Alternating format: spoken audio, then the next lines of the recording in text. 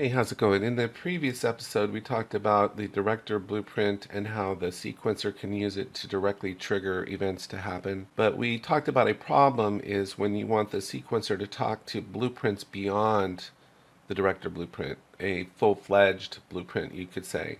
Like, let's say we wanted it to talk to the blueprint third person. So in this tutorial, I'm going to show you how you can do it. And this is a abbreviated version of a tutorial I've already done. So all this is going to do is trigger a print string from within the blueprint third person. Something really simple. So let's create a level sequence. Here we'll go to cinematics and we'll create a level sequence. We'll just leave it called level sequence. And the next thing we're going to do is we're going to create a special blueprint that's going to serve as kind of a intermediary between the director blueprint and the blueprint that we're trying to talk to. So I'm going to right click, go to blueprint, and I'm going to go to actor, and I'm just going to call this BP event relay. And all we're going to do, I'm going to double click in here, and all I'm going to do in here is create an event dispatcher. That's it. I'm going to call this start print string event. And that's all I'm going to do. And then it has to be dragged into the scene so that the level sequence can see it. Now we're going to come into here. Oh, this is curves. So let's go into the level sequence. And we're going to add that blueprint to the sequencer. So we'll add, select from here, right there, and then click on this, and within this, we're going to add an event track, a trigger. And we can have this happen, right away, but let me just go ahead and add a little bit of delay so you can see that this is all working. So I'll drag this out to, let's say, I'll put a 3-second delay in here. And then I'm going to click here like I did in the other video, and then when I double click this keyframe, it's going to take me into a director blueprint.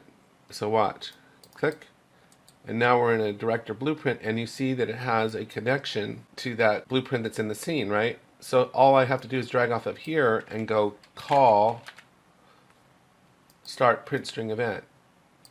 So so what's going to happen is the sequencer is going to trigger this, and this is going to trigger this one here. So it's like a chain of communication, almost like a relay race.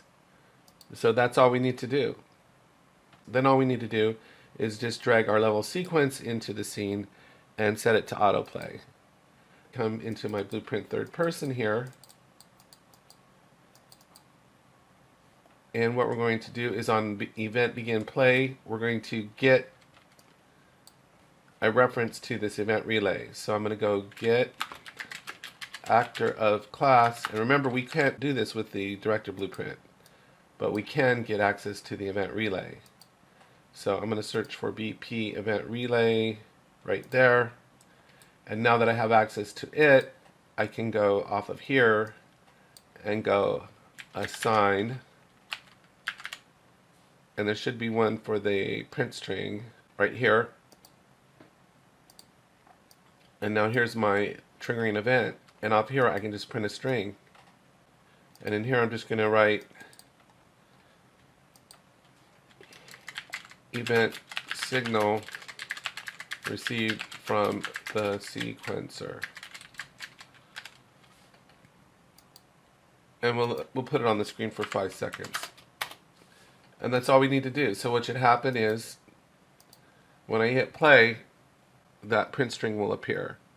And it's coming from here, right? It's coming from our level sequence, which is then triggering